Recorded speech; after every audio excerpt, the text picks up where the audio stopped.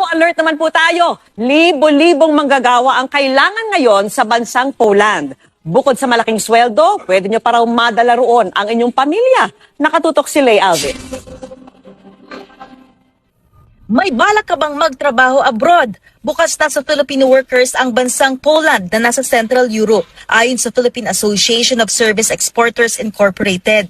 Nasa 100,000 manggagawa raw ang kailangan doon sa manufacturing, fish and meat processing, information technology o IT personnel at heavy-duty truck drivers. At ang ilang trabaho, di kailangan ng experience dahil ang employer na ang magbibigay ng training pagdating sa Poland. Hindi nga kailangan na kayo ay highly skilled.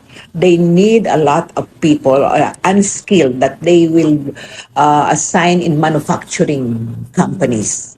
Ang isa pa raw na kaeengganyo sa Poland ay ang pagkakataong maging residente doon at madala ang pamilya. Workers who have worked straight 5 years will be entitled to apply for residency.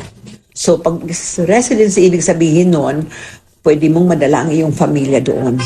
Especially for young families, I really recommend this because libre po doon ang education, libre din po ang hospitalization.